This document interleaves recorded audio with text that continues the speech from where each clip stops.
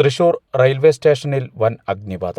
Railway സ്റ്റേഷന്റെ പിൻഭാഗത്തെ പ്രവേശന കവാടത്തിലെ bike parking ഏരിയയിലാണ് തീപിടിച്ചത്. നിരവധി ബൈക്കുകൾ കത്തിനശിച്ചു. തീ അടുത്തുള്ള മരത്തിലേക്കും പടർന്നു. 600-ലധികം ബൈക്കുകൾ ഇവിടെ പാർക്ക് ചെയ്തതായാണ് ലഭ്യമാകുന്ന വിവരം. റെയിൽവേ സ്റ്റേഷനിലെ രണ്ടാമത്തെ ഗേറ്റിനടുത്താണ് തീപിടിച്ചത്. ആദ്യം 2 ബൈക്കുകൾ തീപിടിക്കുകയും പിന്നീട് അത് പടരുകയായിരുന്നു എന്നുമാണ് വിവരങ്ങൾ. രണ്ടാം ഗേറ്റിലെ ടിക്കറ്റ് കൗണ്ടറും പൂർണ്ണമായി കത്തിനശിച്ചു. നിർത്തിയിട്ടിരുന്ന ഇൻസ്പെക്ഷൻ വാഹനവും കത്തിനശിച്ചിട്ടുണ്ട്. തീപിടുത്തമുണ്ടായ സ്ഥലത്തു നിന്നും വാഹനങ്ങൾ ഉടൻ മാറ്റിയത് അപകടമൊഴിവാക്കി. തൃശൂർ, ഒല്ലൂർ തുടങ്ങിയ അഗ്നിരക്ഷാസേനാ യൂണിറ്റുകൾ സ്ഥലത്തെത്തിയാണ് തീ നിയന്ത്രണ വിധേയമാക്കിയത്. തൃശൂർ സിറ്റി പോലീസ് കമ്മീഷണറോട് അടിയന്തരമായി റിപ്പോർട്ട് ആവശ്യപ്പെട്ടിട്ടുണ്ട്.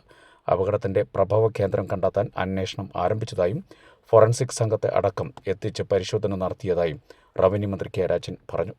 അതേസമയം അടിയന്തര അന്വേഷണത്തിന് ഉന്നത റെയിൽവേ ഉദ്യോഗസ്ഥരുമായി കേന്ദ്രമന്ത്രി സുരേഷ് ഗോപി ബന്ധപ്പെട്ട വിശദീകരണം ആവശ്യപ്പെട്ടിട്ടുണ്ട്.